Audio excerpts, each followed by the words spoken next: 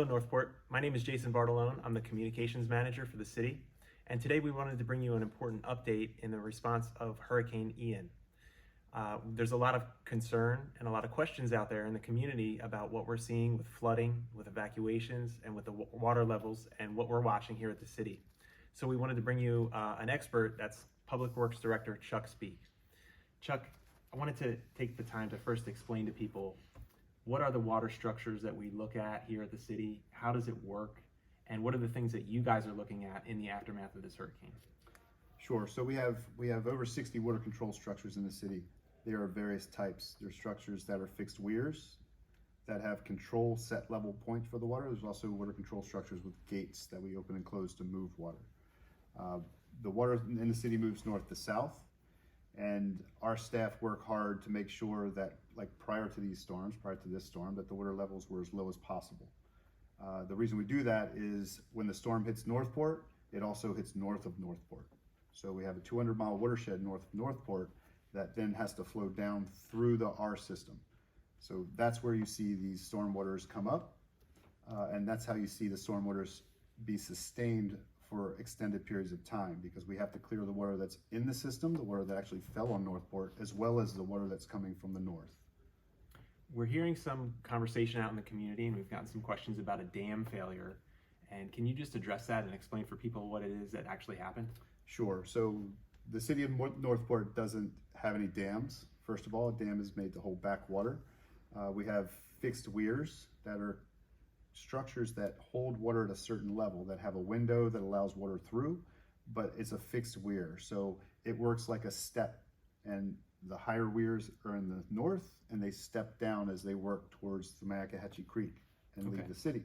So the water control structures are similar, except they have gates that allow us to open to flush more water than what a fixed weir will do. So they give us flexibility to move water when we want to actually lower those levels. So what exactly happened? Was there a failure of one of those structures? We haven't had any structures failed. We have had every structure inspected since the storm. All structures are standing. What we've noticed is we have erosion around some of the outside edges of the structures. So water has found a way around the outside edge of this structure, and it is eroding into the bank of the waterway. The structure is still intact. The structure is still serving its purpose. We're just, a little more water is getting around the outside edge, and it's eroding that bank along the edge of the waterway. Okay, so people in that immediate area should avoid that area, but there isn't any kind of imminent danger for a large group of people around there. There's no imminent danger of a flash flood or a structure falling and causing a flood downstream. What we have as part of our stormwater system, all these water control structures, as I said, are like a stair step. So each structure is a couple of feet lower than the one upstream.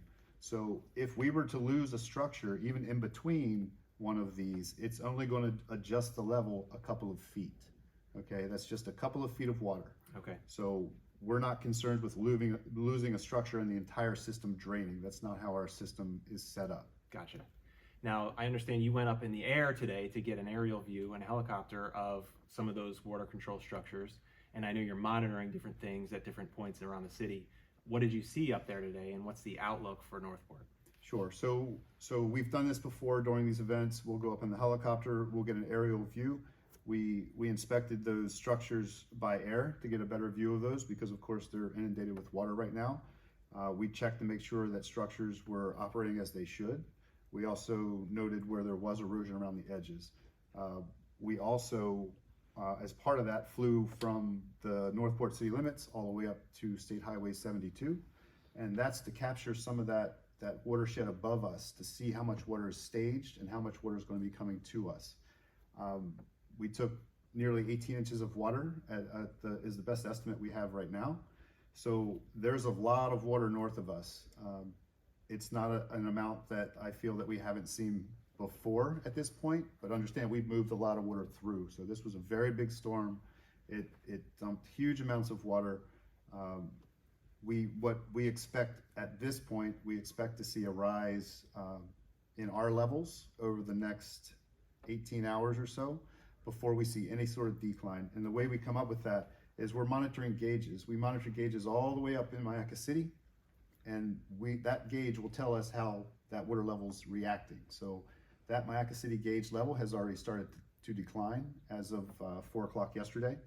So we expect that decline to start showing itself here in the city of Northport in our gauges in probably 24 to 36 hours, just because that water has to come back into its banks. There's lots of water up there. We expect some sheet flow to come into our system, but we're watching those gauges closely, and that's how we kind of determine what water is coming to us. Okay, so with that said, what is the advice for people? What should we be telling residents? We're getting a lot of questions. We know a lot of them did evacuate before the storm because they knew they were in those level areas that would flood normally. But if people are seeing rising water now, or if they're concerned about it, what do we tell them? What's the city's message for those folks? Sure. So if you're in an area that's historically flooded, and that's in that Mayacahatchee Creek corridor, or if you're in any area right now that you see water levels increasing around your home, we recommend you evacuate. Okay. It's not a mandatory evacuation, but at this time, if the waters are still coming up, we expect to see a rise. We're going to expect to see a rise over the next 18 hours at least.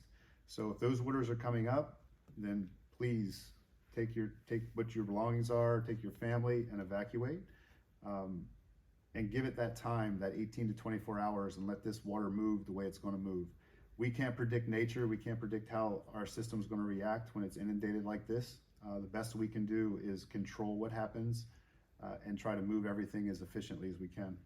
Okay, that's great. Thanks. Great information and great advice. If you are one of those people that thinks they're threatened by the water and wants to make a smart choice and get to an evacuation center, there is a voluntary evacuation center that is open today in conjunction with Sarasota County, and that's at Venice High School at 1 Indian Avenue. And if you need help to get there, the city and county have worked together to get 3 transportation rally points open. Those are at San Pedro Catholic Church at 14380 Tamiami Trail. They'll have buses running until 10 p.m. tonight. At Publix, 1251 Toledo Blade Boulevard, they'll be running all night as needed. And at the Foundation Church at 13,000 Tamiami Trail, they'll also have buses running all night. So if you can get to one of those points and you need a place to stay, a safe place, there'll be transportation available to get to an evacuation center and get you to a safe space and out of the flood zone until the danger passes. There may be more evacuation centers that open as needed, so stay tuned to the city's social media, or you can visit our website, northportfl.gov/alerts. We have a page set up with the latest hurricane information and all the information you need to know about evacuation centers. And we know a lot of you are still dealing without power, so please spread the word among your neighbors and get the word out to people who are in need. If you have family members, share them this video and the information that you've heard, and hopefully you can make an informed decision for yourself and for your family. That's all for now. We hope you stay safe out there and stay tuned for more information. Thanks.